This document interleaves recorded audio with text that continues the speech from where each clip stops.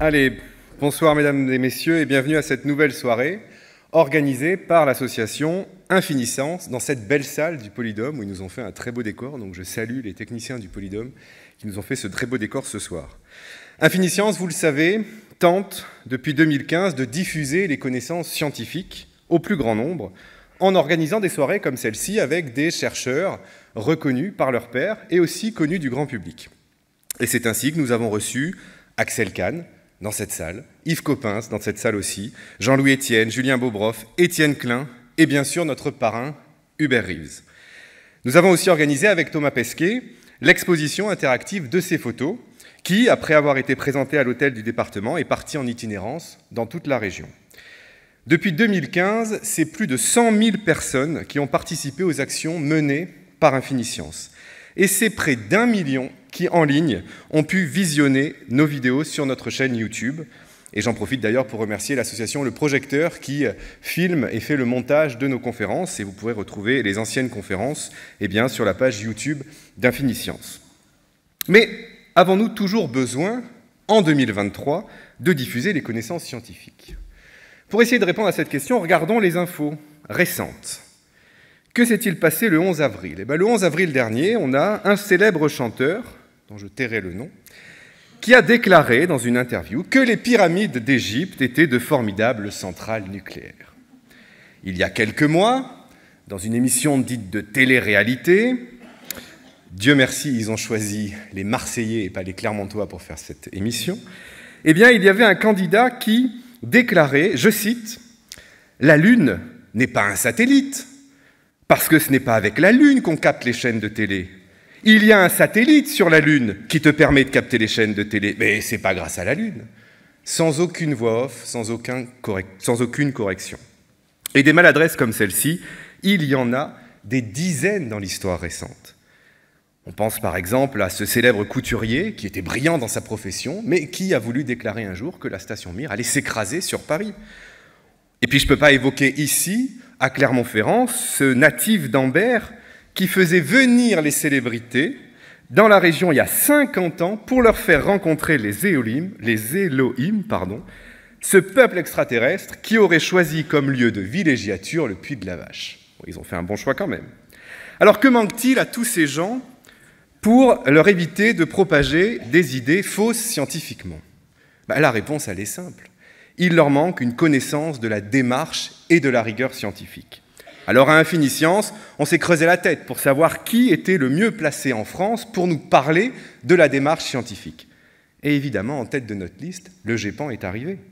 Qui mieux que les membres du GEPAN, qui vous sera présenté dans un instant, ces membres qui travaillent quotidiennement sur les témoignages d'observateurs pour essayer d'expliquer des phénomènes qui sont a priori des objets volants non identifiés.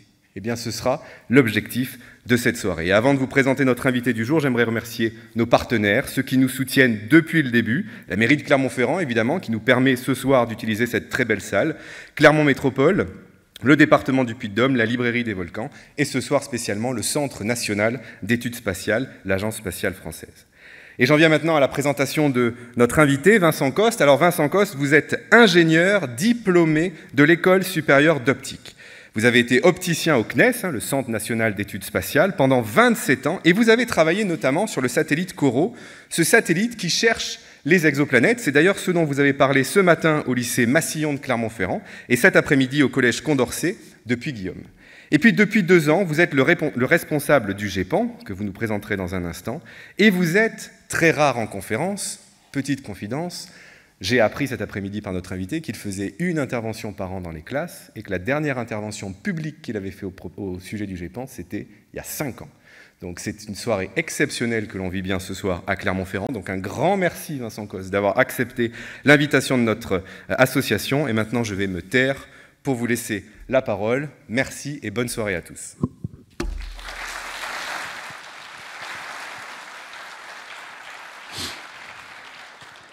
Bonsoir à tous. Donc, en tout premier lieu, un grand merci, Monsieur Laporte, ainsi que Monsieur Dominique Roland d'Infiniscence pour m'avoir invité à cette présentation ce soir. On verra les questions qui viennent par la suite. En tout cas, je suis ravi d'avoir l'occasion de donner à voir le GEPAN. C'est-à-dire que dans la démarche au quotidien, qui est celle du GEPAN, que de dérouler, alors c'est pas tout à fait de la science, vous verrez, mais en tout cas avec des méthodes scientifiques, une démarche d'explication, une démarche utile au public, utile aux témoins, vous le verrez, je l'espère. Voilà, en tout cas, montrer ce que l'on fait me paraît un élément essentiel pour dépasser les a priori ou les idées reçues sur l'activité du GEPAN. Allez, donc j'ai une présentation qui pourrait durer 2 heures très facilement. Je l'ai voulu évidemment très visuel, le plus visuel possible. Et bon, vous m'excuserez si pour les aspects images, il y a certainement un zapping à un rythme assez soutenu qu'il faudra assurer. Allez, si ça veut bien, voilà. Allez, quelques généralités en introduction, c'est-à-dire que le GEPAN, je ne sais pas quelle est votre connaissance qui est celle du GEPAN et de cet organisme à l'intérieur du CNES. Au quotidien, je me rends compte que le GEPAN n'est pas connu. Hein. Il y a des gens, et beaucoup de gens qui connaissent, mais parce qu'ils sont sensibilisés au sujet ou ils se sont intéressés au sujet. Voilà, le GEPAN et la démarche qui est la nôtre, en général, n'est pas connue. Le GEPAN, c'est quoi? C'est le G de groupe, vous le verrez en termes de méthode de travail et d'organisation. Je vous montrerai ça tout à l'heure. Mais notre mission, voilà, c'est l'étude des phénomènes aérospatiaux inexpliqués. Les PAN, phénomènes aérospatiaux non identifiés. On peut parler d'OVNI, mais les PAN, ça généralise l'aspect phénomène parce que ça inclut l'OVNI et ça inclut le phénomène optique ou météorologique, voilà, qui est juste un effet, qui peut être un effet lumineux. Alors, on est un service technique du CNES, c'est-à-dire que le GEPAN, c'est une part entière du CNES. De technique, vous le verrez, on est avant tout de culture d'entreprise, de culture d'ingénieur, de rigueur, de méthode et de méthodologie. Je vous en dirai quelques mots. Alors la mission, expliquer l'étrange, enquêter l'étrange. Il y a 3 volets. Et je tiens à insister sur l'aspect compétences ou savoir-faire très spécifiques pour chacun de ces 3 volets ou étapes très particulières. La première étape, je pense que voilà, je le symbolise ici, c'est collecter les témoignages. Le recueil de témoignages, en soi, c'est un exercice très complexe si on veut surtout pas perturber ou voilà, recueillir de la meilleure des façons un témoignage d'un témoin sans le perturber, sans voilà, laisser libre cours à des choses, à des interprétations, voilà, être le plus factuel possible. Notre souci au GEPAN, et en cela on a mis en place un questionnaire qui fait une dizaine de pages, hein, parce que les 10 pages disent juste qu'il y a des angles voilà, non pas questionnement, hein, mais des angles d'expression du témoin qui nous permettent dans le déroulement de l'enquête d'identifier qu'est-ce qui est information, est-ce qu'il peut y avoir une partie d'interprétation, certaines incohérences, certaines croyances. On va également dans un questionnement voilà, sur la psychologie. C'est un volet, la psychologie, important de notre activité. Le deuxième étape, je dirais, c'est du séquentiel. Hein. La deuxième étape, c'est l'analyse et l'enquête. Alors, j'aime à formuler que c'est le cœur du réacteur, parce que là, l'enquête, vraiment, en termes d'activité, c'est pas simple. C'est pas simple, et vraiment, il y a plusieurs façons d'enquêter, il y a plusieurs étapes d'enquête. Il y a les enquêtes faciles. Donc c'est une enquête à distance, c'est toujours la première étape, c'est-à-dire qu'on regarde sur Internet, avec nos outils GEPAN. si on trouve l'avion, si on trouve le satellite, si on trouve des éléments d'information météorologique qui nous permettent de conclure rapidement. Mais ça peut se compliquer. Et quand c'est compliqué, évidemment, on peut être amené à enquêter sur le terrain, c'est-à-dire aller rencontrer le témoin, à la fois pour un entretien cognitif, c'est-à-dire questionner le témoin et d'abord le laisser s'exprimer et regarder s'il n'a pas des informations complémentaires à nous apporter. Et puis s'imprégner de la configuration. Donc là, l'enquête terrain, c'est vraiment un complément très important, très intéressant quand l'enquête se complique. Et le troisième volet de l'enquête, c'est faire appel à un comité d'experts. En termes d'organisation du GEPAN, vous le verrez, on s'appuie assez régulièrement sur des experts. Le troisième volet de la mission, c'est le I de GEPAN, c'est l'information. Ça n'a pas toujours existé au GEPAN, hein, ça c'est quelque chose, j'allais dire, qui est assez nouveau, qui existe et qui est très bien en place depuis une quinzaine d'années. C'est un effort de transparence qui est très très important et auquel on est attaché. Voilà, on publie sur notre site web l'ensemble des rapports d'enquête, l'ensemble des études et des enquêtes qui sont menées. L'organisation du GEPAN, le G de groupe, il est là le groupe. C'est-à-dire que l'équipe CNES GEPAN, c'est vraiment une portion congrue. À l'échelle du CNES, 3 équivalents temps plein. Le CNES, c'est 3000 personnes. Si on compte les sous-traitants, on peut monter à 4000, 5000. Je ne sais pas quel est le chiffre exact, mais c'est l'ordre de grandeur. Donc, on est vraiment une équipe... Alors, au juste besoin, le curseur, il est bon au niveau du CNES. Mais justement, en termes d'organisation, un des savoir-faire du GEPAN, c'est de savoir s'appuyer sur des forces vives externes. Alors, il y a évidemment des expertises internes. Vous l'avez en haut à gauche, là. Expertise interne en interne CNES. On est amené avec un service de surveillance de l'espace les questionner sur la présence de satellites à des horaires extraordinairement précis. Voilà, ça c'est des questionnements très précis et des interactions extrêmement rapides. C'est une expertise interne. Ça peut être le cas également, évidemment, sur les aspects lanceurs. De façon beaucoup plus anecdotique sur des sujets, je dirais, optiques ou traitement d'images. Le pôle, il y a un pool d'enquêteurs qui est constitué aujourd'hui de 17 enquêteurs. Enquêteurs en grande partie activités bénévoles. Donc là, c'est vraiment de la science participative qui existe au GEPAN depuis très très longtemps.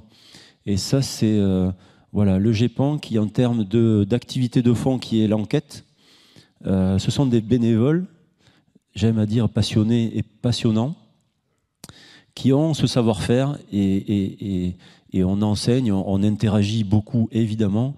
Ça fait partie du travail de groupe et du GEPAN avec les enquêteurs que d'entretenir ce savoir-faire de l'enquête. Je m'appuie également, évidemment, sur des experts. Alors, on a 15 experts dans des disciplines très variées, très complémentaires. Bon, ça peut évidemment être des sujets d'astronomie, d'aéronautique. Bon, je ne veux pas les lister toutes, c'est-à-dire qu'en traitement d'image, sur la foudre en boule, hein, Raymond Piccoli est intervenu pour Infiniscience. C'est notre expert foudre auprès du GEPAN. C'est évidemment un des experts précieux pour nous. Je voudrais mentionner la psychologie. C'est-à-dire que surtout, un message important, c'est que de psychologie, le GEPAN ne dresse aucune analyse psychologique du témoin. Hein, ce n'est pas du tout le sujet, on se garde bien de faire ça. Par contre, les psychologues nous aident à bien comprendre ce qu'a formulé ou ce qu'a pu formuler un témoin et nous apprend. Là, je parlais de formation en termes de savoir-faire d'enquête. On a en particulier un psychologue cognitif qui nous apprend à questionner le témoin.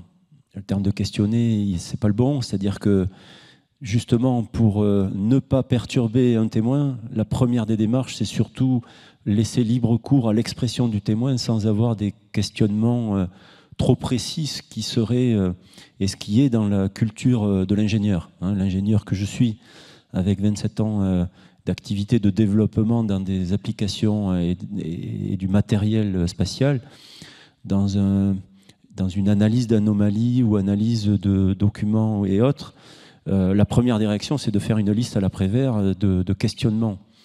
Ce que j'ai appris personnellement au GEPAN, c'est que la première des démarches, et surtout pour ne pas perturber le témoin, c'est il faut surtout être à l'écoute. Et cette écoute du témoin, cette libre expression du témoin est un point capital.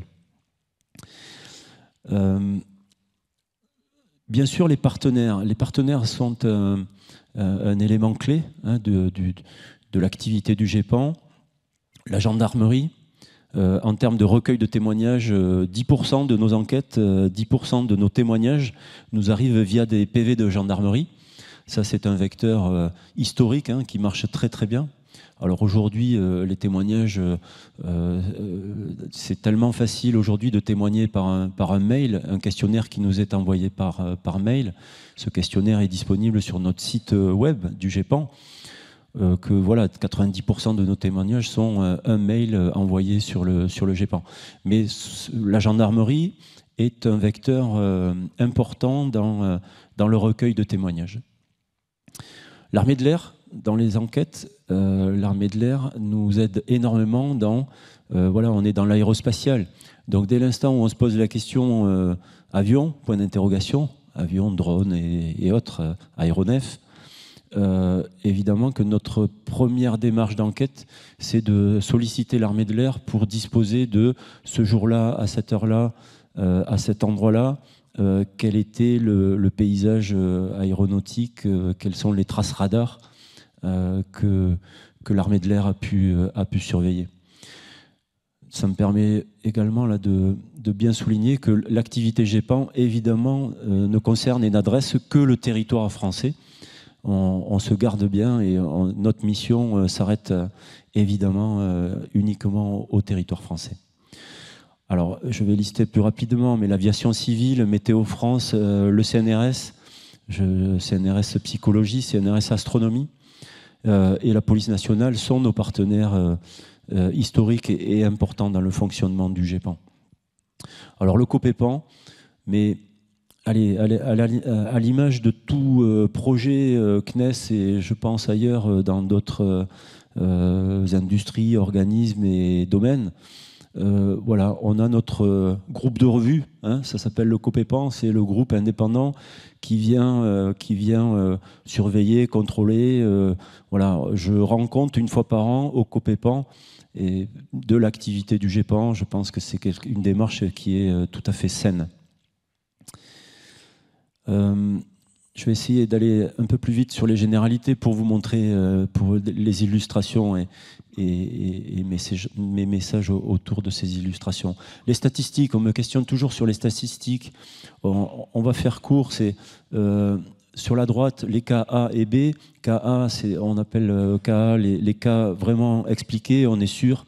On a une mesure fournie par l'armée de l'air d'une présence d'un avion. Voilà, toute la configuration correspond. Voilà, on est certain de notre explication. En classe catégorie A, on est sur 23%. Catégorie B, voilà, ce sont des lanternes chinoises, lanternes thaïlandaises, lanternes célestes. On ne peut pas avoir de traces radar, on peut avoir aucune mesure physique fournie par un partenaire. Par contre, si la lumière est orangée, que ça se déplace dans le sens, dans la direction, à la vitesse du vent, voilà, il y a quand même des éléments très concordants qui font que on On n'a pas de démonstration. Le scientifique n'a pas une démonstration avec une preuve sous la main, mais il y a une telle concordance des éléments qu'on explique en étant prudent, mais probablement l'observation est une observation de lanterne. Donc quand même, à l'arrivée, dans 63% de nos enquêtes, on tient une explication dont on est certain ou probablement sûr, quoi. Voilà. Dans un tiers des cas, 32% cassés, on estime qu'on n'a pas suffisamment de données. On a un témoignage, on a des éléments, et quand on se penche dessus au cours de l'enquête, on estime que finalement, voilà, c'est trop fragile. L'information est brouillée. Voilà, le scientifique dirait qu'il y a tellement de bruit sur les données que du bruit scientifique, hein, c'est-à-dire qu'il y a une telle incertitude, une telle variation ou incohérence, typiquement au fil de l'eau, au fil de l'enquête, si les propos peuvent avoir une version, la version peut varier et ne pas être solide du tout. Voilà, on estime qu'on n'a pas d'éléments et suffisamment d'éléments concrets pour dérouler une enquête correcte. Donc, dans un tiers des cas, on dit qu'on n'a pas matière, on manque de données, on manque de matière pour enquêter. Et les cas inexpliqués, dans 3% des cas, je vais en publier un prochainement, et peut-être 2, ça dépend du comité expert, je vous en présenterai un tout à l'heure. Par contre, on n'explique pas. La démarche qui est la nôtre, c'est, comme toujours, on étudie plusieurs hypothèses, on confronte ces hypothèses aux observations, aux paramètres d'observation, et puis, effectivement, si à l'arrivée, on estime que ces hypothèses ne collent pas bien, ne correspondent pas bien, qu'on n'est pas satisfait de cette conclusion, de ces pistes-là, eh ben, on l'écrit, on rédige le rapport qui va bien, et on le publie.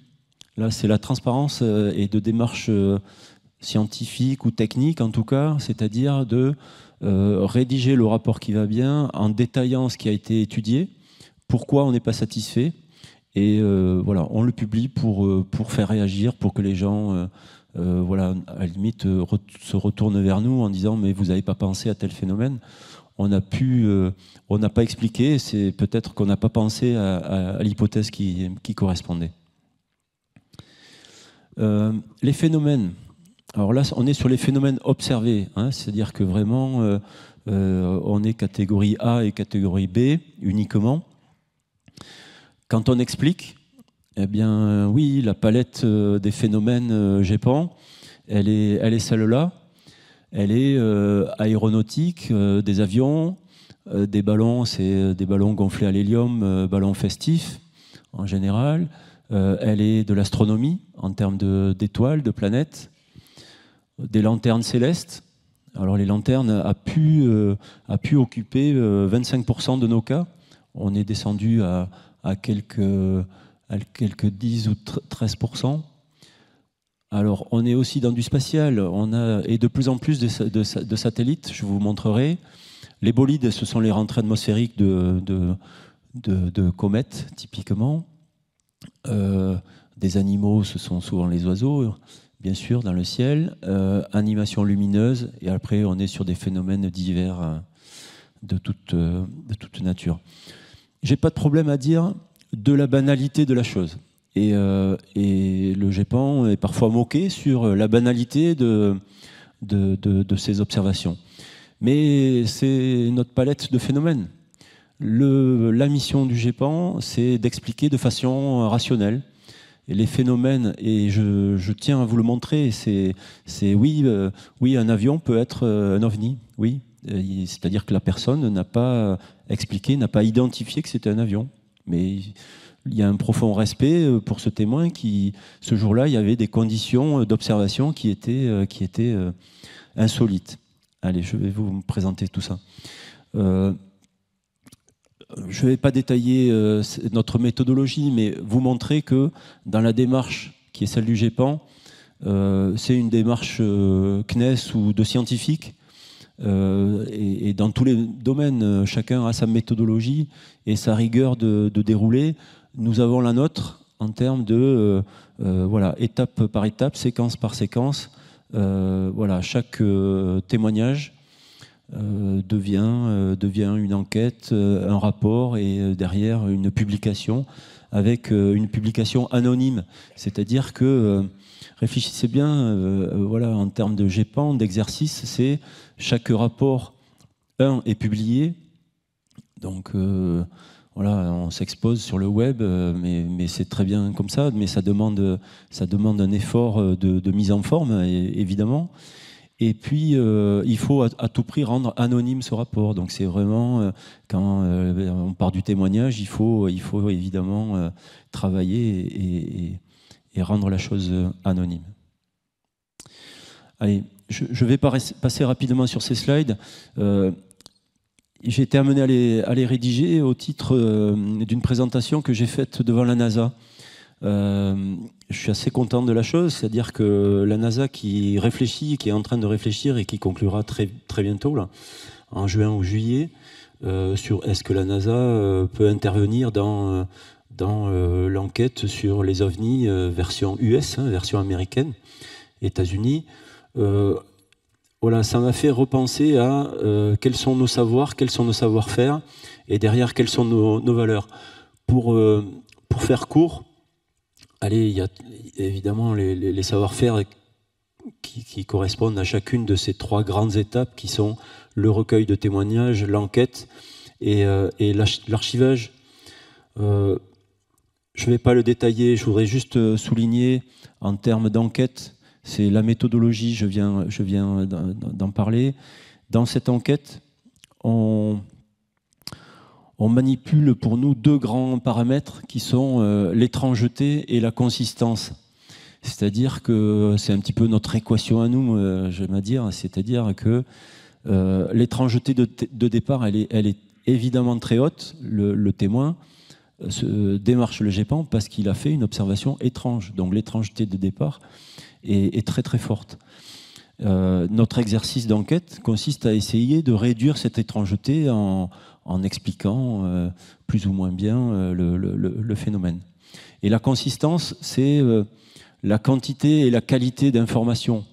Là aussi, voilà, on est très vigilant sur ce paramètre-là d'information, mais à la fois qualitative et quantitative, ça change toute notre classification finale de nos études.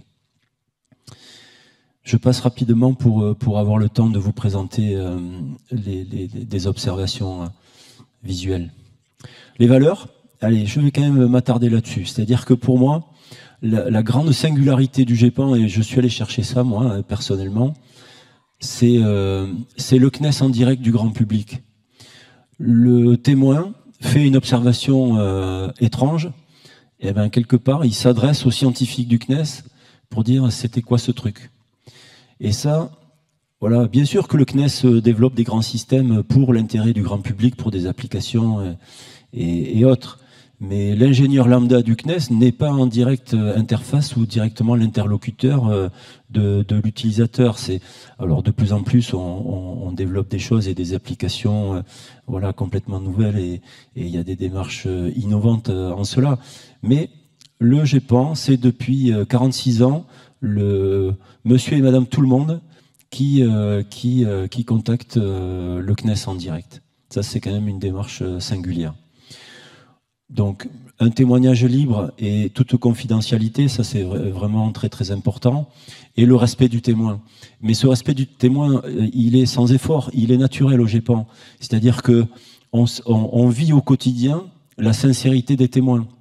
C'est-à-dire que si dans la salle où voilà, quelques-uns parmi vous ont témoigné, voilà, la sincérité du témoin ne fait aucun doute au GEPAN. On sait que quelque chose a été observé. Voilà. Côté enquête, je dirais, ou déroulé de la méthodologie, neutralité, objectivité, rigueur, allez, ça, ce sont des choses vraiment, bon, mais des valeurs, je dirais, techniques, scientifiques. Mais ce sont les nôtres. Recherche d'explications rationnelles. Alors, c'est là que le GEPAN, je ne suis pas responsable du GEPAN parce que je suis le foufou du GEPAN qui a envie de chercher et qui cherche l'OVNI et qui croit en l'OVNI. Non, c'est pas mon cas. Moi, je suis ingénieur et dans mon parcours, je fais une séquence GEPAN. Voilà, on est vraiment en train de chercher le satellite, de chercher l'astre, de chercher l'avion qui peut expliquer l'observation. Coût très limité, moi je suis extrêmement sensible à ça. C'est-à-dire que ne pensez pas que le GEPAN au CNES, c'est une armée voilà, de ressources humaines et une dépense publique extraordinaire. Je suis extraordinairement fier du GEPAN, du groupe qui s'appuie sur des moyens, des ressources d'experts, de bénévoles enquêteurs qui sont externes et qui ne coûtent rien. C'est-à-dire que, entendez-le bien, l'expert qui travaille pour nous, c'est un expert Météo France que je vais solliciter 1 heure de temps. Et à 1 heure de temps, il me débloque une explication voilà, qui est pour lui une évidence, mais qui, pour nous, il nous donne la clé. Et donc ça, c'est voilà, un savoir-faire du GEPAN, c'est savoir s'adresser à la personne qui sait. Et donc ça coûte rien. Ça coûte rien. J'aime bien comparer, moi, l'activité du GEPAN, c'est comme une des 200-300 activités de R&D interne CNES. Donc bon, c'est voilà, c'est par rapport à l'intérêt du public, à l'intérêt pour la société, je trouve le rapport qualité-prix extraordinairement intéressant. Allez, 2 démarches d'enquête, évidemment, on cherche d'abord à enquêter à distance, là aussi pour que, regardez si on trouve tout de suite et sans dépenser un quelconque frais de déplacement terrain. La séquence d'après, c'est enquête terrain s'il y a besoin. Et en termes de valeur, voilà, la transparence, ce souci d'information, information vers le témoin et également information au grand public, et ça c'est quelque chose... voilà, qu'on s'efforce au quotidien. J'ai publié lundi dernier 14 nouveaux cas sur notre site web. Notre site web, c'est un site voilà, qui est très visité. On l'a mis à jour il y a 2 ans. C'est franchement une belle réussite. Allez, j'en viens aux explications, aux illustrations. Voici une première vidéo. Je suis content quand je vous montre ça. Je vous montre l'OVNI. Et un de mes messages importants ce soir, c'est avez-vous en tête le fait que, oui, les témoins ont observé un phénomène qu'ils peuvent ne pas identifier, qui peut être pour eux inexpliqué. Donc ça, c'est typiquement une observation, alors qui commence à être bien connue du grand public. Les personnes, et ce jour-là, on reçoit, pour cette observation-là, c'était 80 témoignages un jour donné, une centaine le lendemain, par mail. C'est typiquement un phénomène sur lequel on n'enquête pas, parce que voilà, on enquête uniquement sur les témoignages, je dirais, les plus étranges. Quand on a une évidence comme celui-là, voilà, là il y a évidence sur l'explication. Ce phénomène est bien connu. Je vais vous le repasser si voilà. Donc là, cette observation, elle est à la fois d'une boule lumineuse et puis un petit point brillant sur le côté, en forme de papillon. Des fois, on nous décrit ça de cette façon-là. Je ne sais pas si vous connaissez. Allez, je vous donne la solution. C'est-à-dire que là, on est sur un deuxième étage de lanceur. Il s'agit du Falcon 9. Mais Falcon 9 et Starlink, SpaceX, a une trajectoire de mise en orbite de la constellation de Starlink et surtout un mode opératoire du deuxième étage de fusée qui est une propulsion avec uniquement 1 seconde, une première orbite, et 2 secondes la deuxième orbite pour le deuxième étage du lanceur. Vous savez, le premier étage, il réatterrit, il est réutilisé, ça c'est très connu. Mais le deuxième étage, qui orbite autour de la Terre, avant de réentrer, a une poussée très courte qui crée une bulle de propulsion, une bulle d'ergol. Et cette bulle qui est le temps de poussée d'une seconde, cette bulle, si le lancement correspond à une observation réalisée soit au coucher du soleil, soit au lever du soleil, eh ben, un témoin est face à un ciel sombre et le soleil qui éclaire cette bulle d'ergol, de propulseur, et par diffusion, voilà, on observe cette sphère lumineuse. Donc là, on est, vous le voyez ici, on est sur des observations à la fois de sphères lumineuses, et puis ça peut être également une forme de papillon. Alors c'est là que la sphère, c'est la bulle de propulsion, et le papillon, c'est là que c'est vraiment l'observation ici du deuxième étage du lanceur qui est en train de se passiver, c'est-à-dire qu'il prépare sa réentrée atmosphérique. Vous savez que le lanceur, voilà, on fait en sorte qu'il rentre et qu'il vienne qui retomber dans les océans. Avant de réentrer, pour ne pas exploser à la rentrée atmosphérique, parce qu'il y a des frottements et des augmentations de température incroyables, et une combustion en particulier d'une bonne partie du matériel, il vide les réservoirs tout simplement. Donc c'est la passivation, et du coup là aussi on est sur la diffusion du soleil sur cette ergol qui est vidée du lanceur. Alors pour l'anecdote, l'image de droite a été prise par un pilote. On voit le reflet du tableau de bord là, et c'est effectivement un témoignage que cette observation de Starlink qui est de plus en plus présente d'observation de pilotes.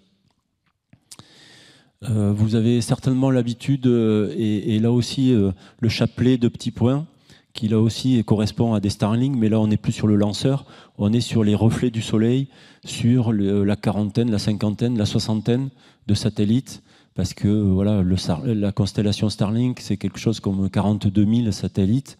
Ils sont lancés par grappe de 60 typiquement, donc par grappe de 60, quand là aussi c'est le GEPAN est fait de situations, est fait de configuration, qui fait que ce jour-là, des lancements Starlink, il y en a énormément, mais ce jour-là, il se trouve que soit le soleil vient de se coucher ou est en train de se lever, eh ben, on est en situation de fond sombre du ciel et du soleil qui est encore en train d'éclairer les satellites et de reflets. Statistiquement, il y a certains satellites qui reflètent par effet miroir, sont dans la bonne direction pour observer la lumière du soleil. Donc ça, c'est des choses il faut comprendre qu'un témoin peut observer ce chapelet, peut être surpris par le côté structuré de la chose, et puis pour peu, il se produit aussi que il peut y avoir une ombre de la Terre par le Soleil. Enfin, le Soleil éclaire la Terre, et les satellites peuvent passer de la lumière, c'est-à-dire être éclairés par le Soleil, et peuvent rentrer dans l'ombre de la Terre. Donc il se produit des observations où les gens observent ce chapelet de satellites, et puis un par un, ils vont tous disparaître. Donc ça aussi, ça peut intriguer, ça peut être une observation insolite. Allez, je donne là un exemple de rentrée atmosphérique. Alors j'aime bien commencer par ces exemples-là parce qu'on est dans le spatial. Hein, on va aller sur d'autres terrains.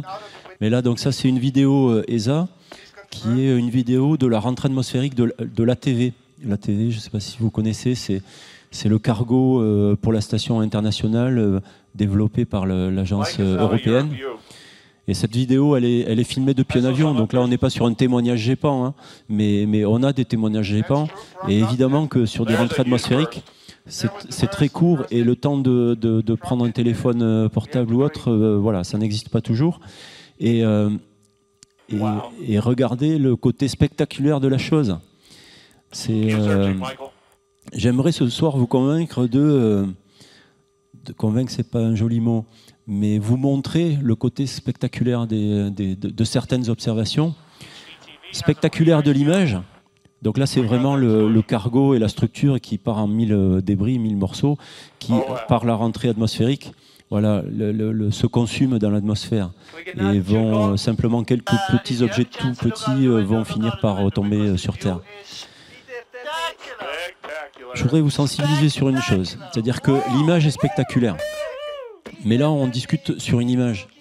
La difficulté qui est celle du GEPAN, c'est lorsque le témoignage est allez, dans un cas sur deux.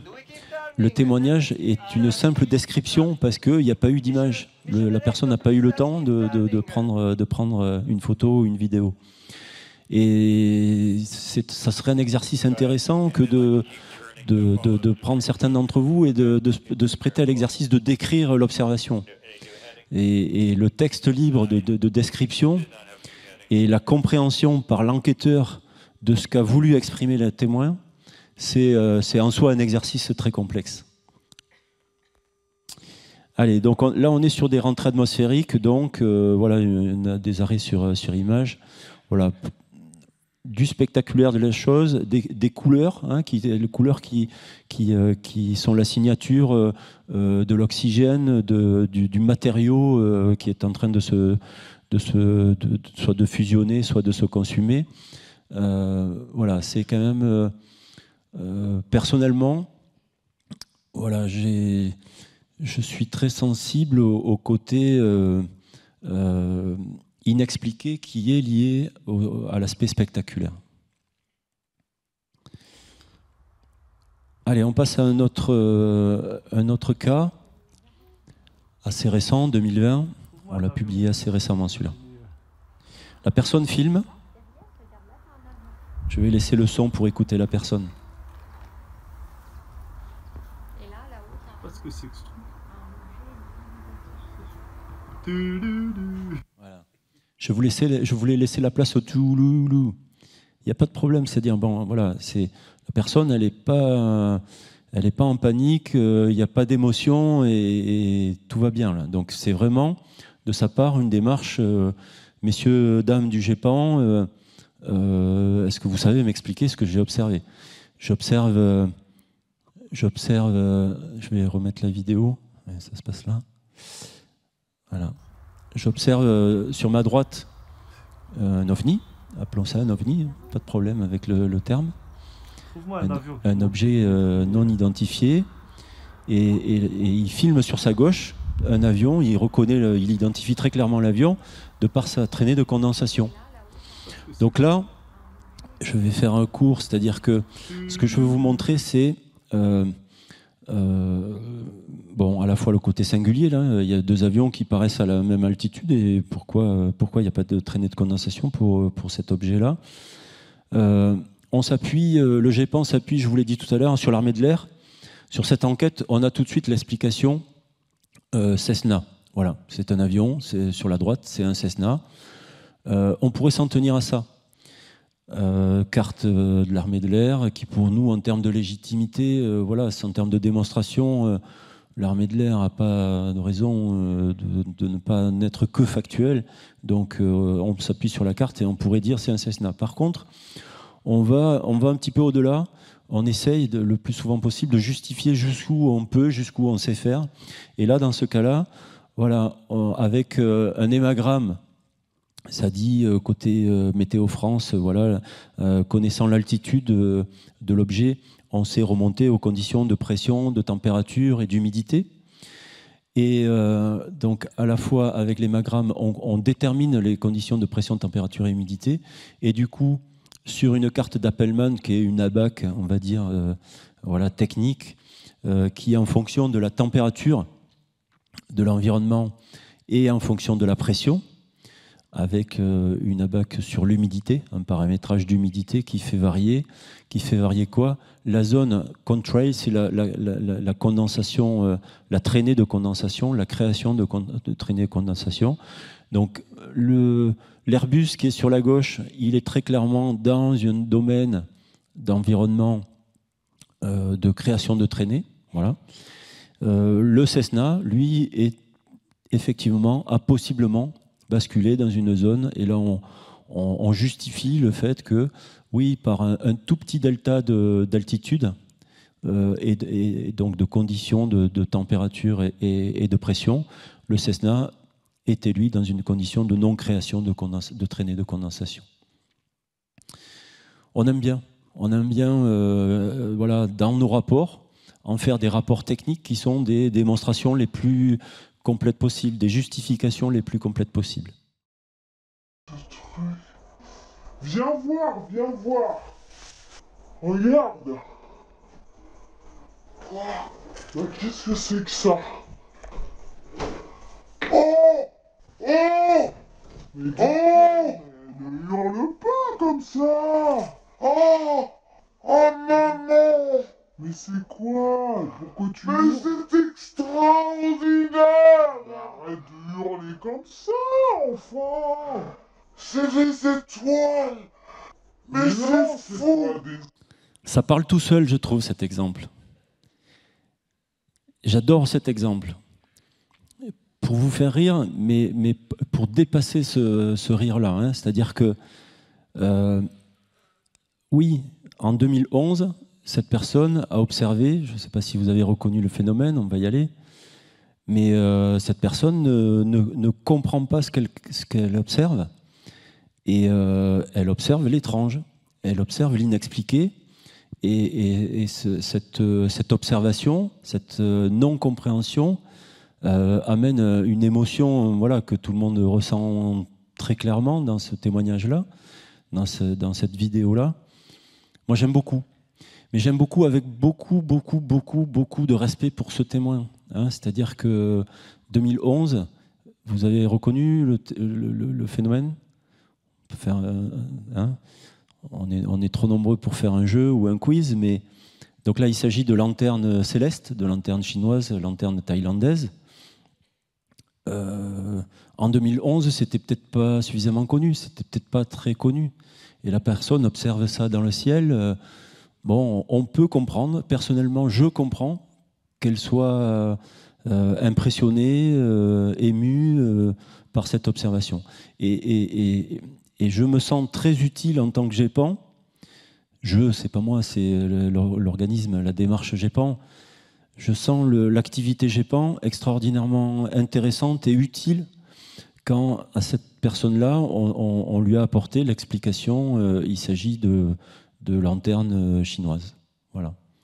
Ça, c'est dans la démarche et dans le quotidien du GEPAN, c'est quelque chose d'important. Et je veux vous faire sentir voilà, le paramètre émotion qui est parfois, pas tout le temps, hein, voilà, pas de raccourci s'il vous plaît, hein, mais je tiens à vous le montrer pour, voilà, dans une enquête, dans une discussion avec un témoin, il y a toujours cet exercice-là de la démarche technique GEPAN qui est c'est quoi la part du factuel, c'est quoi la part de mémoire qui a pu être peut-être perturbée, d'incohérence dans le témoignage, c'est quoi la part d'interprétation par rapport à ce qui est vu, et c'est quoi la part de la perception qui a pu être trompée, pu être perturbée.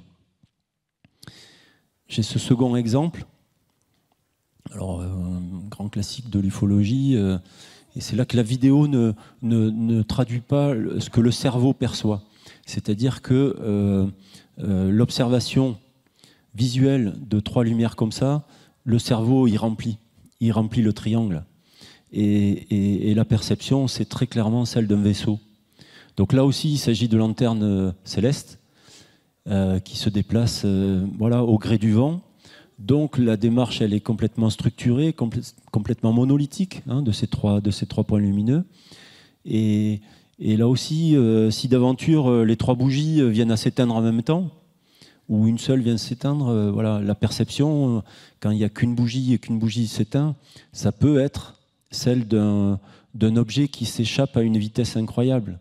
C'est là que l'interprétation, la perception d'une lumière qui s'éteint, voilà, on va tous avoir l'impression il y a eu un effet d'échappement à des vitesses vertigineuses.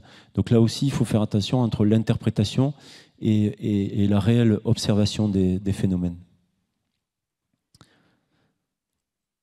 Allez, donc là, il faut que je actionne la vidéo, excusez-moi. Alors je suis content d'une chose, c'est que il se trouve que depuis quelques mois, en tout cas, bon, j'ai que 2 ans de recul moi, mais même par rapport aux années précédentes, de plus en plus de pilotes témoignent. J'ai 2 exemples de témoignages récents de pilotes. Alors l'enquête est en cours. Si vous avez des idées, je suis preneur. Je plaisante, mais pas tout à fait. C'est-à-dire que je vous montre des cas qui sont pas aujourd'hui expliqués. On a quelques idées, quelques hypothèses. Mais est-ce que vous avez vu ou pas là? Donc il s'agit de lumière qui s'allume et qui disparaît. Voilà.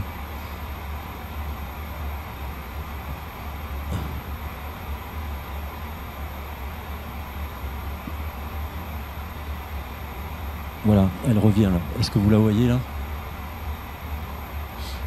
Bon. Et on n'est pas dans le spectaculaire là, mais on est dans une observation qui n'est pas comprise ou expliquée par le pilote. Et le pilote démarche le GEPAN voilà, avec cette vidéo. Il y a une ambiguïté quant au témoignage en termes de... Le pilote dit qu'il y a du mouvement. La vidéo, nous, on pense plutôt astronomie. Voilà, est-ce que c'est une rentrée atmosphérique ou est-ce que c'est vraiment un reflet sur satellite? On enquête sur cette hypothèse-là. Alors, on enquête toujours sur plusieurs hypothèses. Hein. Cette deuxième vidéo de pilote, vous devez voir ici. Alors, je ne sais pas si dans la salle, ça sera très... voilà. Est-ce que vous voyez des petits points apparaître ici, là, dans une direction et dans l'autre? Voilà. Ici, on en a vu un.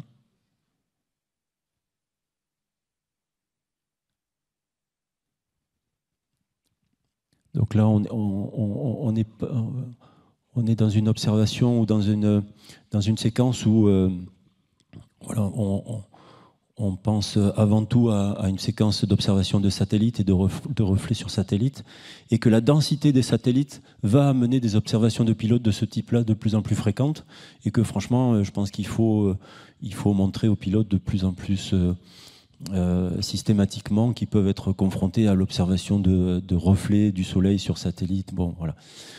On n'est pas sur du spectaculaire, mais voilà. Si je vous dis juste, il y a des pilotes qui témoignent au GEPAN, vous allez interpréter sur des choses, voilà, peut-être fantasmées ou je ne sais pas quoi, ou rêver. Bon, voilà les 2 récents témoignages de pilotes, et j'invite le pilote à témoigner au GEPAN. C'est quelque chose dans la démarche qui est intéressante pour nous.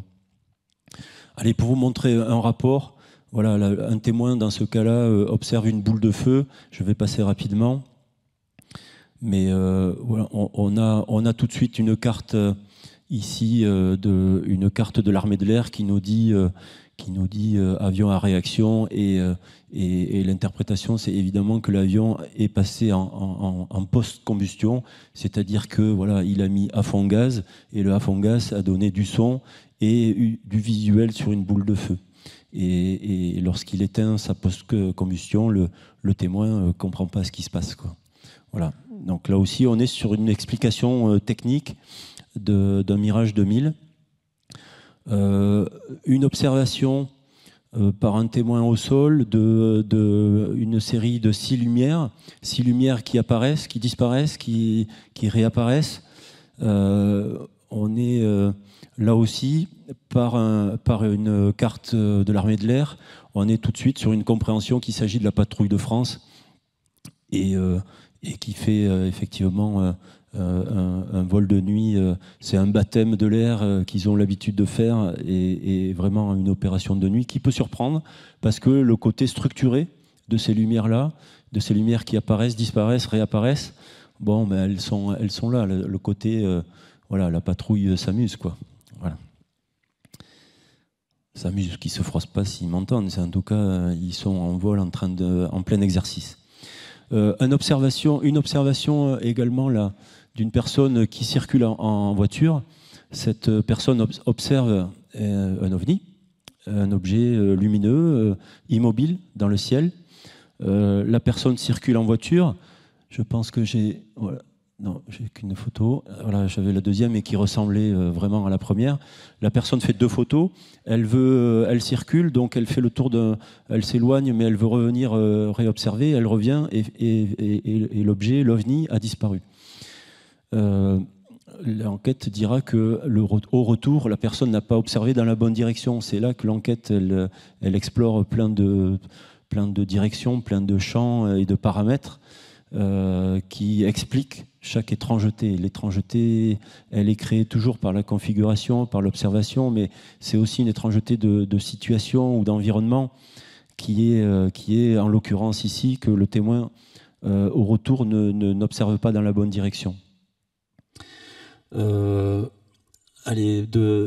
D'images, je viens moi de l'optique, j'ai fait 27 ans dans les télescopes optiques. Je me suis dit, on est champion du traitement image, donc allez, on va tordre le cou à cet objet, on va le faire parler, on va faire parler l'image.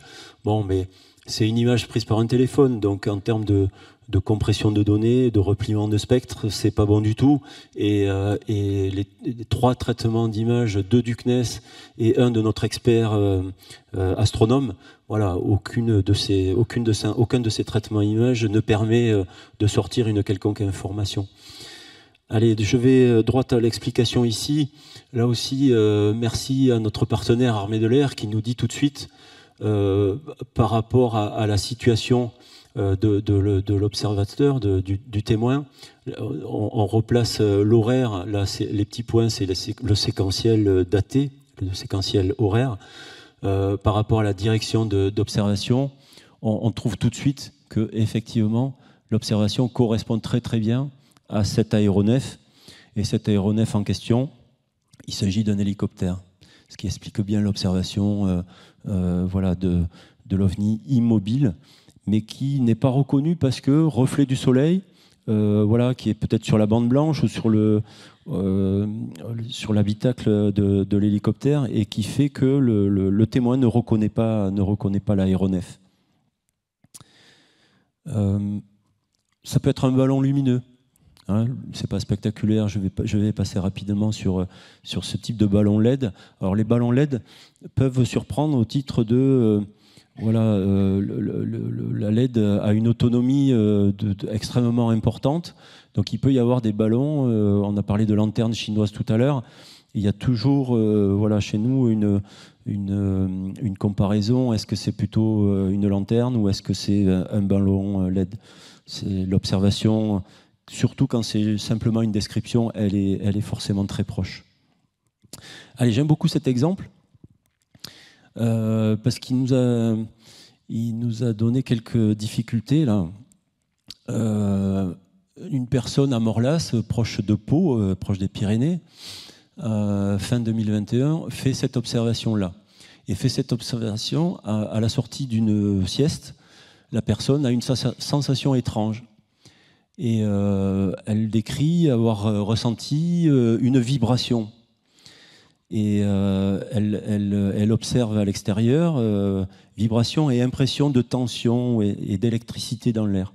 Et elle fait cette observation-là.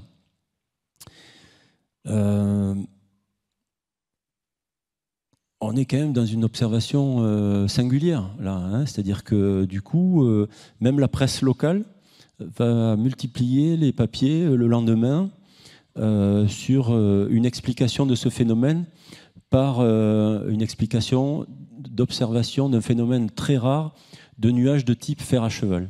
C'est quoi un nuage fer à cheval? Moi, je découvre voilà, plein de choses au Japon, hein, mais un nuage de type fer à cheval, voilà, c'est un phénomène convectif d'air chaud qui rencontre un air froid et qui va créer un phénomène de condensation. Et va boucler et créer un anneau, une forme de fer à cheval. Par contre, c'est un phénomène convectif. Donc c'est là que notre expert, et c'est là typiquement que je m'appuie sur l'expert Météo France, il nous dit tout de suite, non, ce phénomène-là ne peut pas être un phénomène de type fer à cheval. Le phénomène convectif, il est forcément vertical, hein, de l'air chaud qui monte et qui rencontre l'air froid. Donc ça ne peut pas marcher comme ça ne peut pas être ça. Donc c'est là qu'on enquête. On enquête sur voilà, la carte de l'armée de l'air, voilà, c'est la démarche immédiate. Et franchement, on est dans l'expectative parce que voilà, il s'agit d'un Pilatus. Alors Banco, moi j'ai fait 1 ou 2 présentations en interne, donc voilà, je ne vais pas m'inventer ce soir, mais je le dis quand même, parce que j'ai pas de problème, ça dit le cheminement qui est le nôtre et la difficulté de l'enquête. Un Pilatus, et ben voilà, allez, c'est le Pilatus qui a créé un vortex, et il reste à comprendre comment un vortex créé par un Pilatus peut créer une condensation ou un phénomène de condensation, je ne sais pas, dans des nuages ou dans des conditions météorologiques très particulières. Bon, ben ça marche pas bien. C'est-à-dire un Pilatus, un petit avion à hélice. Donc là, il tricote, hein, il a un mouvement voilà, très, très bouclé, parce qu'il est en train de larguer des parachutistes. On est proche de Pau avec un centre de parachutistes. Ça marche pas. Allez, 2 hypothèses qui fonctionnent pas bien. Et c'est là que la discussion avec notre expert dit bon, allez, il faut aller chercher autre chose. Et c'est une personne qu'on vient de recruter qui nous dit mais attendez, quand il y a des parachutistes qui sont largués, il y a parfois des avions à réaction qui, bien plus loin, surveillent ce qui peut se passer. Et ben, on a élargi le champ d'observation et évidemment là, il y a des avions à réaction qui sont en train de créer une condensation, une traînée de condensation. Et oui, notre expert nous dit que dans des conditions météo, on le voit bien, le plafond nuageux, il est très homogène, très stable.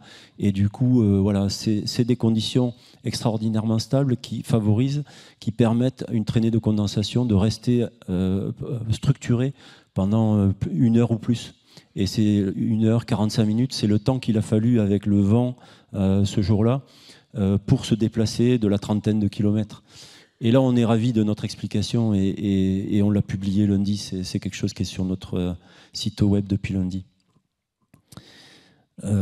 Allez, je suis obligé de passer rapidement. En astronomie, j'ai cet exemple de vidéo où moi je suis ravi, c'est un témoin qui m'a contacté et qui me dit je ne sais pas si j'ai fait de l'astronomie ou si j'ai vu un ovni. Il faut voir voilà, un point lumineux ici qui apparaît. Vous l'avez vu ou je voulais masquer avec le... Il va réapparaître, c'est une petite vidéo en boucle. Voilà. Donc là, allez, juste pour vous dire et faire court, c'est un reflet du Soleil sur... alors non pas sur un satellite, mais il a été très très compliqué à trouver celui-là et c'est grâce à notre service de surveillance de l'espace au CNES qui nous a trouvé un 2e étage de fusée, mais qui est beaucoup beaucoup plus loin que les satellites d'orbite basse que l'on trouve et que l'on cherche habituellement. Je voudrais avoir le temps... allez, juste... je suis questionné souvent. Est-ce que vous avez observé des choses voilà, qui ne sont pas de la physique terrestre? Et bien, là, sur ce slide, en tout cas, je voudrais répondre oui. C'est-à-dire que oui, on observe des choses qui se déplacent à des vitesses qui ne sont pas réalistes, qui sont un comportement d'ovni.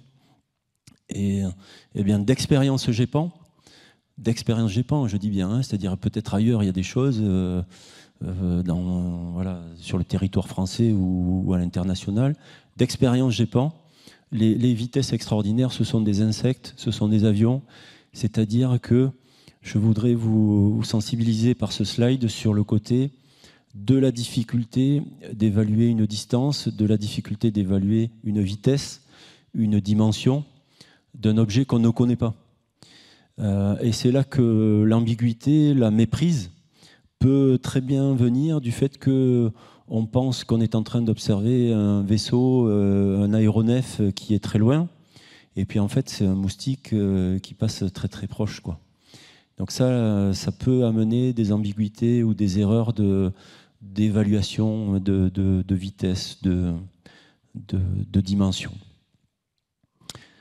Allez, un cas inexpliqué que je vais publier prochainement. Ça se passe en Bretagne, presqu'île de Crozon, tout début 2020. Donc là, un témoin se déplace en voiture. Et alors les conditions météo sont pas terribles, il pleut, il y a un vent très fort. Le témoin, il est interpellé et vraiment il fait une observation qu'il trouve tout de suite très étrange. Il observe 2 rectangles lumineux. Donc là, on n'est évidemment pas sur une photo, c'est une reconstitution par le témoin de ce qu'il a pu observer. Et voilà, il observe 2 rectangles rouges voilà, derrière les arbres. Il ralentit, voilà, et il s'arrête pour observer le phénomène. Et c'est là que voilà, apparaît un 3e rectangle lumineux au-dessus des arbres. Et ce comportement du pan, des pans, on ne sait pas, voilà, finit par s'arrêter, s'immobiliser, ça s'immobilise, et puis ça va disparaître. Ça va disparaître avec des rebonds sur le relief, un comportement qui n'est pas linéaire, qui est je dirais, mou et à la fois comme un ricochet sur l'eau. C'est la description, c'est le témoignage du témoin.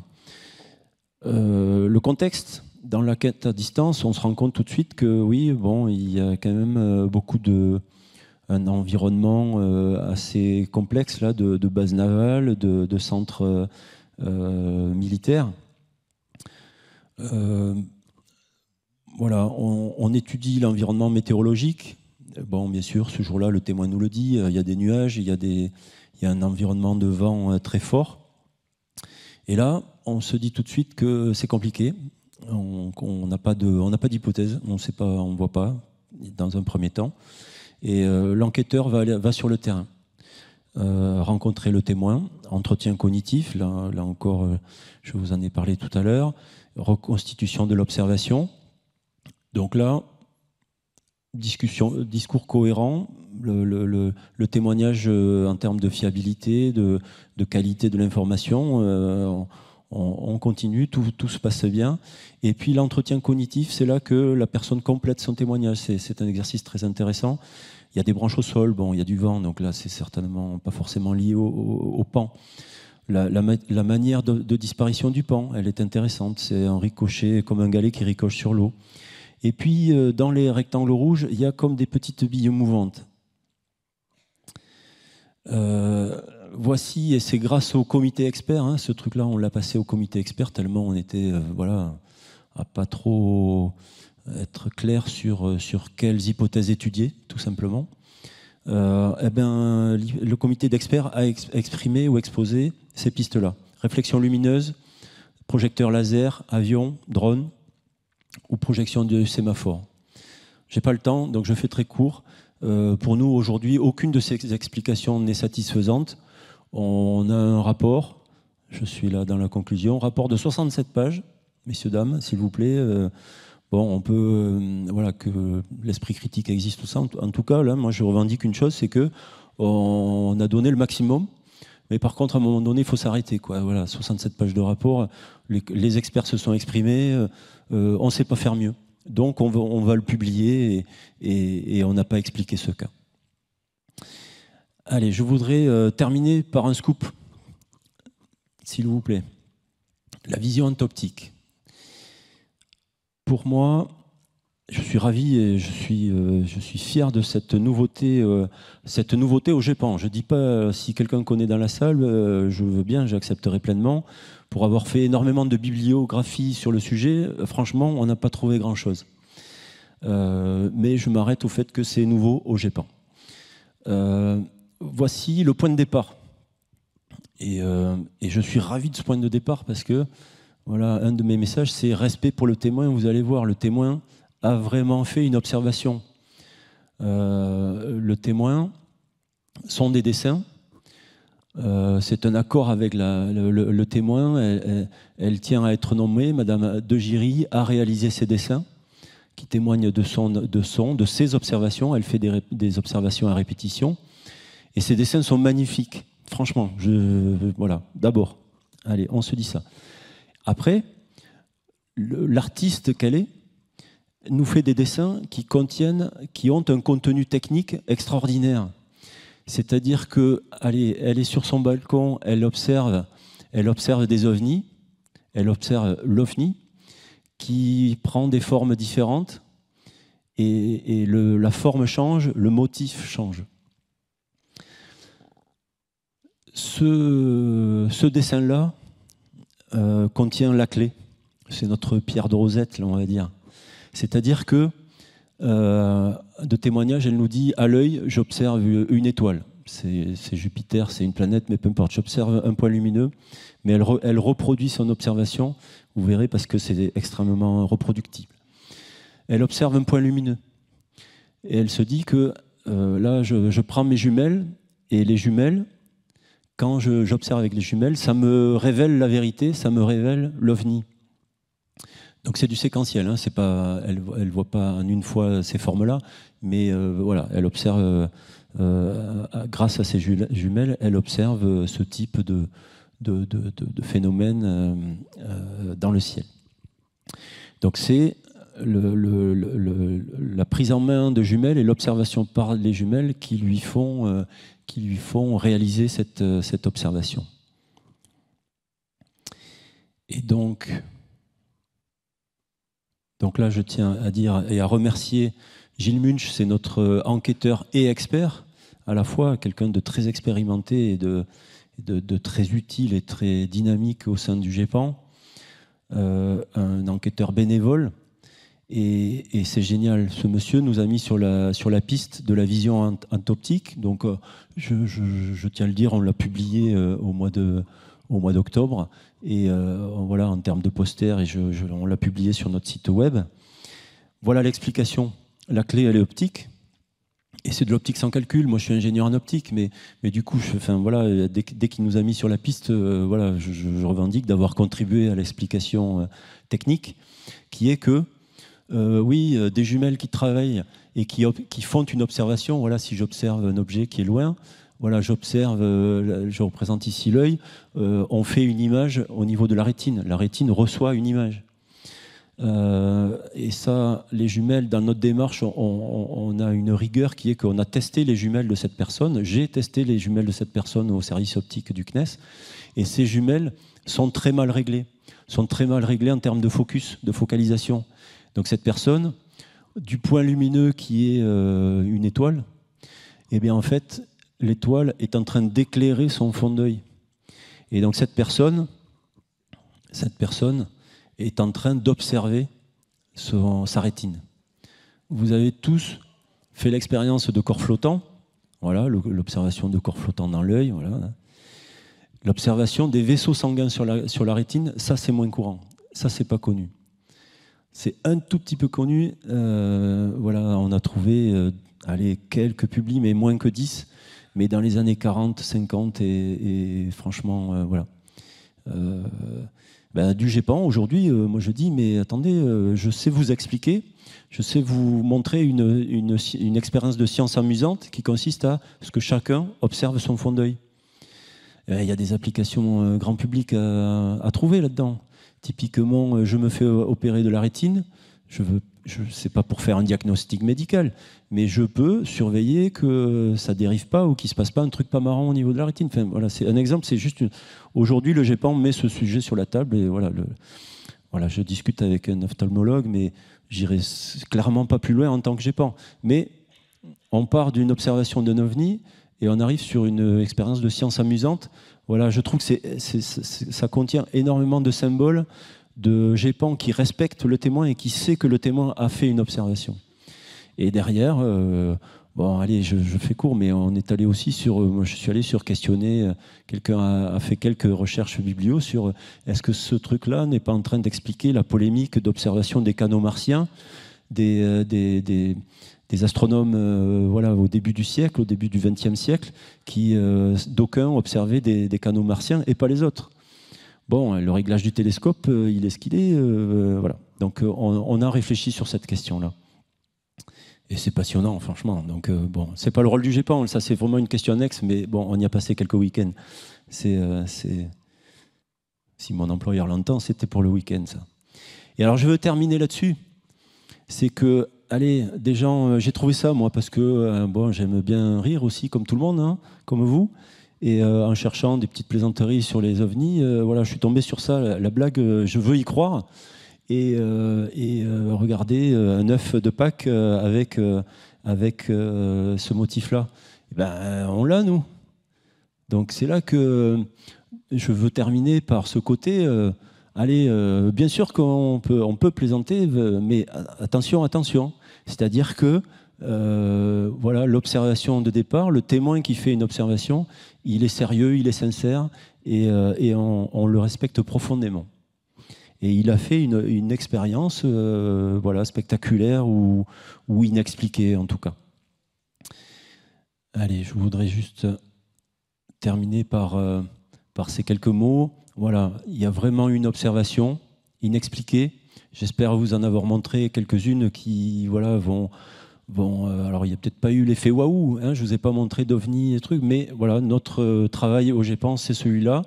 Les exemples que je sais vous montrer, il y en aurait d'autres, mais ça illustre assez bien la palette des observations qui sont soumises au GEPAN. Et en tout cas, les témoins sont sincères et le GEPAN respecte vraiment le témoin, les témoins, et on étudie leurs témoignages parce qu'on sait qu'ils ont vraiment observé quelque chose de spectaculaire, insolite, étrange. Voilà, il y a plein de qualificatifs autour de ça. Je vous remercie.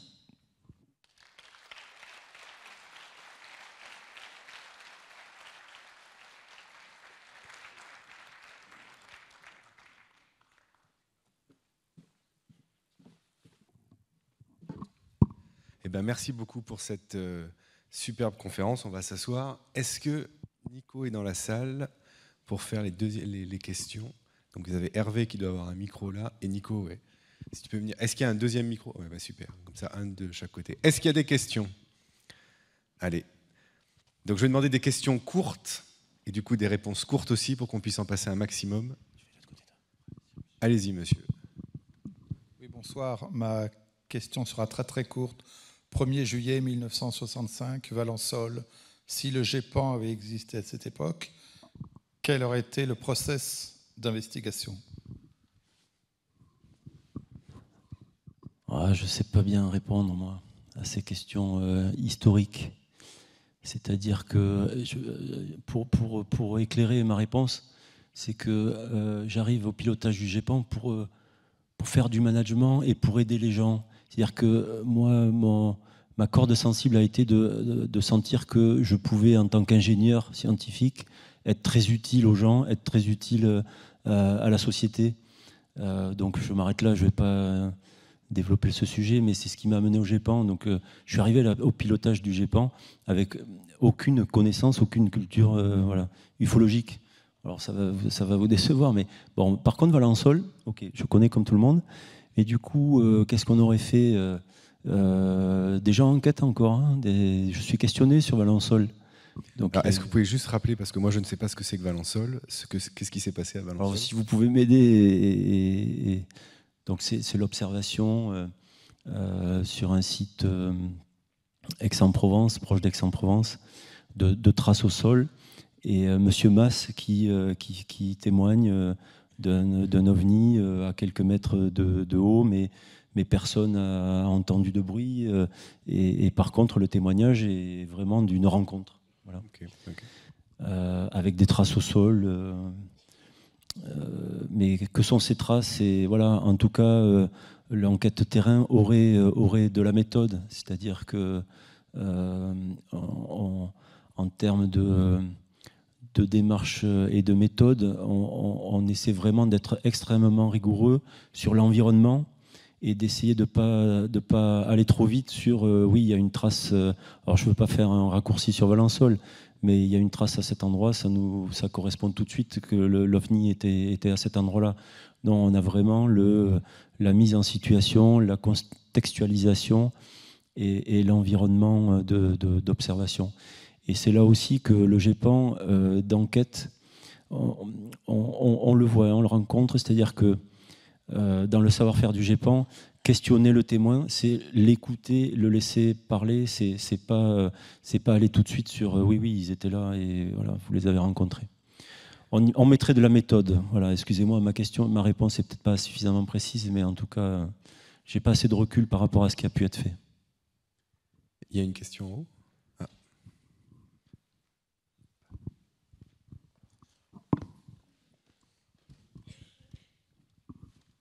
Oui, bonsoir. J'ai une question tout à fait naïve. Je ne sais pas ce que c'est que des lanternes chinoises. C'est à quelle altitude? C'est comment c'est fait? Donc, les lanternes chinoises, c'est... ça vient de coutumes asiatiques, en fait, hein, mais ça a été importé de plus en plus pour des événements festifs, des mariages, des anniversaires et autres. Certains, c'est comme des petites montgolfières, c'est des petits ballons. Voilà, des ballons chauffés par une bougie, et cette bougie vient chauffer et fait s'élever la lanterne, hein, donc le petit ballon d'air chaud, et qui va se déplacer au gré du vent. Donc c'est là que les paramètres assez simples mais très vite concordants, c'est quelle est la vitesse du vent, quelle est la direction, le sens du vent, et si ça concorde, voilà, en termes d'observation, on est assez vite sur une conclusion de probable observation de lanterne ou de ballon lumineux.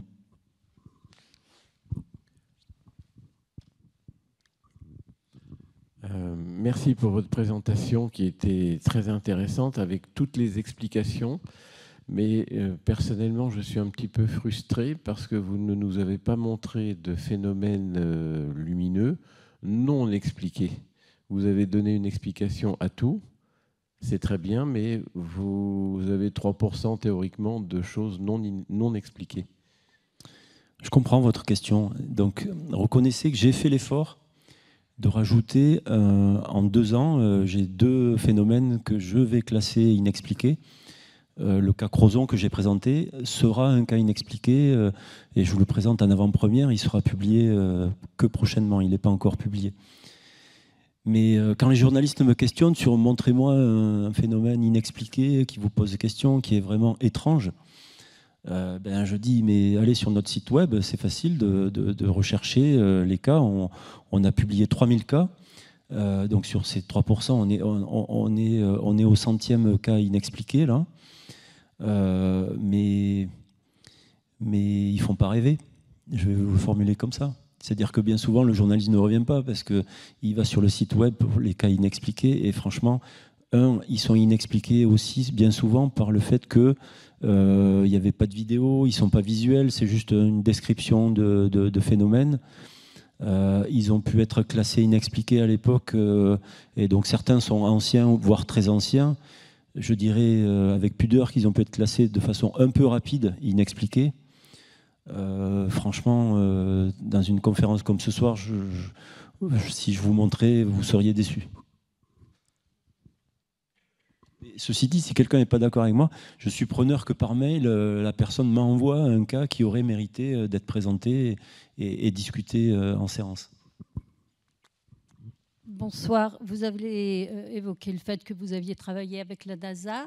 Est-ce qu'il existe l'équivalent du GEPAN dans d'autres pays? Si oui, est-ce qu'ils ont les mêmes méthodologies que vous? Et est-ce que vous partagez vos données? Alors merci pour cette question. La réponse est compliquée. C'est compliqué pour le GEPAN. C'est-à-dire qu'aujourd'hui, la photographie, et que non, il n'existe pas l'équivalent. Par contre, il existe l'équivalent côté américain qui est très récent, qui s'appelle l'AARO. C'est un organisme qui est là pour analyser tout domaine confondu, les observations étranges. Donc l'AARO a été créé il y a 2 ans, c'est quand même très récent, suite à un buzz médiatique et de vidéos de la Navy publiées et discutées très largement par tous les médias. C'est une fierté au GEPAN que d'être un organisme public, de publier, d'être complètement transparent. Le côté militaire d'un organisme qui enquête, bon, franchement, je préfère travailler pour du public en toute transparence. Par ailleurs, il y a d'autres réflexions. Donc, ce qu'il faut bien, et je tiens à le dire, c'est-à-dire qu'y compris sur le territoire français, il y a énormément d'associations qui travaillent et qui font du bon travail. Je voudrais commenter plus avant, peut-être pas ce soir, mais on se connaît, on se respecte. Il y a du travail fait en France par des associations. Partout ailleurs, dans les autres pays, c'est du travail réalisé par des associations. Un des travers pour moi, c'est que allez, des fois, à l'étranger, ça peut être des associations qui sont croyantes et qui veulent tout de suite, vous avez vu l'OVNI, vous avez vu l'extraterrestre. Et ça peut être aussi un travers qui est que c'est payant comme démarche. Le témoin doit payer pour qu'il y ait une démarche d'enquête. Donc ça, franchement, de GEPAN qui coûte franchement pas grand-chose, c'est 3 salaires. C'est 3 salaires et l'utilisation de données existantes que des experts, d'aucuns, Météo France, Armée de l'air, CNRS, Gendarmerie, vont nous fournir en 3 clics une carte pour l'armée de l'air. Ça leur prend 10 minutes, un quart d'heure. Hein, et ce lien, il marche tellement bien et je les remercie, je tiens à les remercier, que ça consomme très peu en termes de ressources. Donc l'équivalent GEPAN n'existe pas vraiment. Donc la NASA, un couplet sur la NASA, est en train de réfléchir sur est-ce que la NASA dispose de données qui peuvent être utiles à la réflexion, à l'analyse d'OVNI.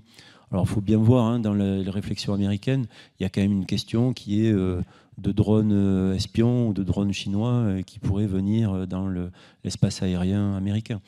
Donc c'est là que défense nationale, sécurité aérienne, le GEPAN, c'est pas notre mission du tout. Il y a une question là-haut, Hervé? Non, je ne sais pas. Ah, il y en a une là-haut. Bonsoir. J'aimerais juste vous demander une précision dans le dossier du Pilatus et des parachutistes tout à l'heure. Il a été démontré donc, que c'était suite au passage des avions en réaction qu'il y avait eu ces traînées en forme de fer à cheval. Mais qu'en est-il du ressenti du témoin qui nous disait avoir ressenti une sorte d'électricité statique, quelque chose qu'il avait sorti de son sommeil? Alors, merci beaucoup pour cette question, sincèrement. Et donc c'est là qu'on s'attache, et en particulier moi, voilà, je suis dans l'étape finalisation du rapport, à être très très rigoureux dans la définition de l'étrangeté de l'observation. Et merci parce que le slide de départ, hein, j'ai tenu à mettre le texte parce que l'étrangeté, il y a le phénomène, mais il y a aussi le ressenti, cette perception, cette vibration qui est ressentie par le témoin. Et donc j'ai personnellement rappelé ce témoin pour lui donner l'explication, à le relancer, parce qu'on est long dans le rapport par rapport à une observation faite il y a 1 an et demi maintenant. Au téléphone, je n'avais pas encore l'explication et j'ai dit mais il y a pour moi encore une étrangeté qui persiste, c'est est-ce que vous avez ressenti des vibrations d'un avion à réaction qui est à 30 km? Est-ce qu'il y a pu avoir un effet d'amplification de votre baie vitrée ou une perception de votre part voilà. Et la clé, elle est ailleurs. Et donc, dans la carte aéronautique fournie par l'armée de l'air, il y a des traces radar et que je suis fier, content d'avoir trouvé au final, hein, dans la finalisation du rapport. Il y a des hélicoptères qui passent. C'est-à-dire que non content que la carte, elle dit bien, oui, avion à réaction qui fait du tricot, là, qui fait des ronds, et les traînées de condensation, quand même, très probablement, viennent de là. Et bien, en même temps, à l'heure qui va bien, il y a 3 hélicoptères, donc il y en a particulièrement un qui passe à l'horaire qui va bien. Donc pour moi, les vibrations, qui fait partie de l'étrangeté, bravo hein, pour votre perspicacité, ça fait partie de l'étrangeté. La vibration s'explique par la présence et le passage d'hélicoptères. Merci. Bonsoir. Moi, je me pose la question du nombre de ces phénomènes que vous recensez par an, parce que vous parlez de 3000, mais c'est sur combien de temps? Et si vous n'êtes pas inquiet sur le nombre qui peut augmenter, notamment maintenant avec les vidéos qui sont facilement modifiables, et donc vous risquez de faire des enquêtes pour des fakes? Alors, il y a plusieurs questions dans votre question. Donc, c'est une question que j'avais en arrivant au GEPAN. Tout le monde a un téléphone portable ou facilité de faire une... Et en fait, depuis 15 ans au moins, où on tient des statistiques rigoureuses, c'est une constante. C'est-à-dire que mener 100, ça peut être 200, ça peut être 150. Voilà, bon, il y a des effets Covid en particulier, mais c'est une constante. Donc, il n'y a pas d'effet observé au GEPAN, d'effet de téléphone. Par contre, alors ça, on va sur d'autres terrains, hein, mais le GEPAN aujourd'hui, et d'expérience GEPAN, on ne prend pas, alors automatiquement en tout cas, c'est-à-dire que le principe c'est qu'on ne prend pas un témoignage qui ne contient uniquement « j'ai fait une photo et ma photo me révèle l'OVNI ». S'il n'y a pas eu l'observation visuelle qui confirme qu'il y avait bien un objet, il y avait bien quelque chose, un phénomène, on a trop d'expériences, j'ai pas d'artefacts photos, de reflets, de lumière parasite dans l'instrument qui est l'appareil photo. Donc ça, c'est vraiment quelque chose qu'on se refuse. Et c'est un filtre important. Alors je comprends la frustration des gens qui est j'ai fait des photos de vacances et puis en regardant mes photos, mais attendez, je m'en suis pas rendu compte, mais j'avais un ovni. Bon, ça va, le reflet, des réflexions internes de lampadaires, de lumière en tout genre à l'intérieur de l'optique. Bon, moi, j'ai fait 27 ans d'optique et d'études d'ingénieur, de lumière parasite et de reflet. Ça, c'est toujours une performance killer, je dirais, dans nos instruments spatiaux. Donc ça, on ne prend pas. Et par contre, ça me permet d'exprimer un warning que je formule comme ça, mais qui est attention pour d'aucuns qui auraient envie de mettre en place des systèmes d'observation ou de l'instrumentation qui pourraient en tout temps, en toute heure, observer et surveiller le ciel ou surveiller les choses. Ça ne se passe pas en France, ces réflexions. Hein. Mais du coup, attention à l'instrument, attention à l'instrumentation qui crée le phénomène. Il y a une question tout en haut, j'ai vu. Voilà. Oui, bonsoir, Monsieur Coste. Merci pour votre présentation. Vous venez un petit peu de me couper l'herbe sous le pied. Je voulais vous demander, en 2023, justement, à l'heure du tout numérique, n'importe qui filme n'importe quoi. Dès qu'il y a un moindre fait, tout le monde dégaine son téléphone portable. Comment ça se fait qu'on n'ait pas plus de vidéos ou plus de preuves tangibles, notamment au niveau du GEPAN ou pour tout autre phénomène ? Alors, donc le GEPAN ne cache pas, je le formule, ne cache pas une vidéo extraordinaire. À ma connaissance, il n'y a rien de tout ça dans les archives du GEPAN. Voilà. Une fois qu'on a dit ça, la vidéo, et je vais aller sur un témoignage, si la personne écoute a posteriori la vidéo, je le salue, a refusé que je publie l'enquête malgré le travail. Et moi, je formule qu'on travaille, je veux être public, je veux publier le travail que l'on fournit. Cette personne n'a pas autorisé et était extraordinairement perturbée par l'observation. J'aimerais faire un couplet là-dessus par la suite.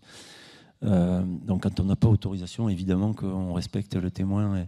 Par contre, moi, dorénavant, je n'enquêterai plus sur un témoin qui n'autorise pas publication. Parce qu'en tant que service public, je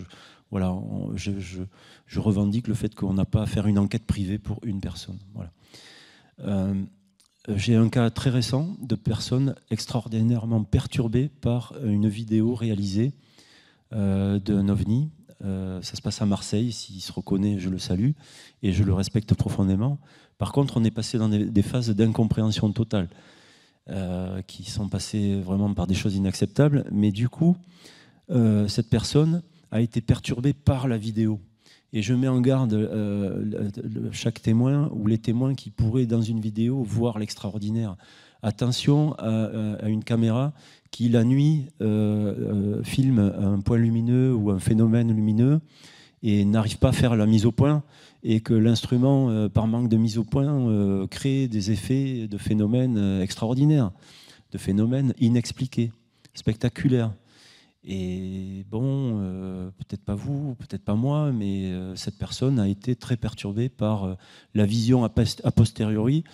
In situ, la personne a observé le passage d'un vaisseau spatial, quoi, en voyant l'extraterrestre qui pilotait la chose. Bon, la carte de l'armée de l'air dit avion qui atterrit à Marignane. L'explication, elle est très claire, elle est évidente. Celle-là, j'ai aucune ambiguïté à le lui afficher. Par contre, bon, allez, on est dans du brutal. C'est-à-dire que la personne qui est perturbée par cette vidéo, la personne reçoit un rapport technique qui est factuel et qui, bon, on essaie d'y mettre des formes, mais on n'est pas très doué non plus en psychologie. Moi, je suis pas, voilà, je fais ce que je peux, hein. Mais du coup, on lui répond avion, et là, bon, l'incompréhension, la marche, elle est haute, quoi. Et je voudrais juste rebondir aussi sur le côté perturbé des témoins, c'est-à-dire que ça m'arrive de le montrer dans des slides, des écrits de témoins pour qui, alors il ne faut surtout pas généraliser, hein, c'est quelques pourcents, mais ça arrive, des gens qui sont sincèrement très perturbés par cette expérience exceptionnelle. Ils ont vécu une expérience exceptionnelle. Ils l'ont vécu exceptionnelle, inexpliquée. Et donc il y a des gens pour qui la vie avant l'observation, la vie après l'observation n'est pas la même qu'avant. Il y a quelque chose, ils ont vécu quelque chose de fort qu'ils n'ont pas comprise, et bien voilà, ça a perturbé leur vie, leur relation aux autres. Ils témoignent d'avoir vu les ovnis, mais leur entourage ne l'accepte pas, ne comprennent pas. Et c'est quelque chose de psychologiquement très perturbant. Et là, en cela, je suis ravi de ce CNES qui prend l'effort de 3 personnes au CNES. C'est ridiculement faible, là, honnêtement. Je veux bien comparer par rapport à 3 personnes ce qu'on peut faire ailleurs au CNES. Et par rapport à l'utilité qui peut être celle de cette activité de recherche d'explications rationnelles. Et on va s'arrêter là. Un grand merci, Vincent Cosse, d'être venu jusqu'à Clermont-Ferrand pour nous parler du GEPAN. Merci à vous tous.